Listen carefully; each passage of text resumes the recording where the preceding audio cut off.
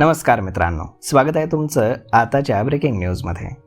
मित्रांनो, नवीन आर्थिक वर्षाच्या सुरुवातीलाच म्हणजेच 1 एप्रिल 2026 पासून सर्वसामान्यांच्या खिशाला कात्री लागण्याची शक्यता आहे। HDFC bank, Punjab national bank आणि बंधन बँकेसह अनेक प्रमुख बँकांनी त्यांच्या ATM व्यवहारांच्या नियमांमध्ये मोठे बदल जाहीर केलेत।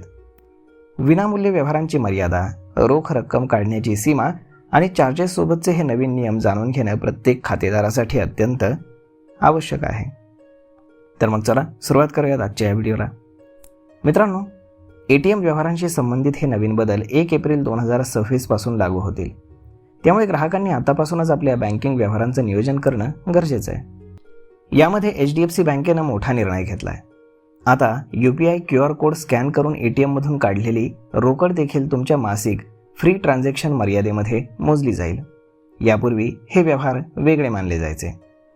HDFC आणि बंधन बँकेमध्ये मासिक मोफत व्यवहारांची मर्यादा संपल्यानंतर प्रत्येक आर्थिक व्यवहारांसाठी 23 रुपये प्लस GST असा अधिकचा कर मोजावा लागणार आहे। पंजाब नॅशनल बँकेनं डेबिट कार्डनुसार दररोज रोख रक्कम काढण्याची मर्यादा बदलली आहे। आता ग्राहक दिवसाला 50,000 ते 75,000 रुपयांपर्यंतचीच रोकड काढू शकणार आहेत। काही कार्ड्सवरती ही मर्यादा पूर्वी 1 लाख रुपये होती।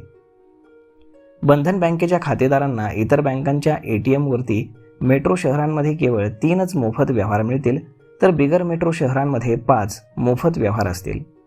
स्वतःच्या बँकांच्या ATM वरती 5 व्यवहारांची मर्यादा कायम राहणार आहे।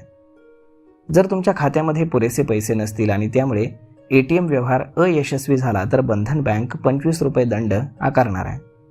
तसेच बॅलन्स चेक करण्यासारख्या नॉन फायनान्शियल व्यवहारांसाठी 10 रुपये शुल्क आकारले जाणार आहे। एकीकडे चार्जेस वाढत असताना जिओ पेमेंट बँकेनं दिलासा दिलाय। आता ग्राहक डेबिट कार्डशिवाय केवळ QR कोड स्कॅन करून ATM मधून पैसे काढू शकतील।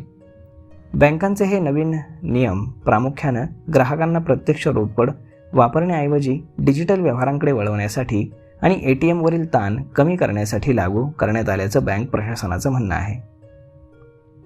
तर मग मित्रांनो, जर तुम्ही ATMचा सातत्यानं वापर करत असाल किंवा UPIचाही सातत्यानं वापर करत असाल तर 1 एप्रिलपासून हे काही नियम आपण लक्षात घेणं गरजेचं आहे।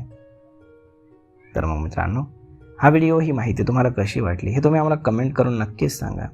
आणि जर आवडली असेल तर आपल्या जवळच्या मित्रमंडळींसोबत देखील हा व्हिडिओ तुम्ही शेअर करायला विसरू नका। धन्यवाद।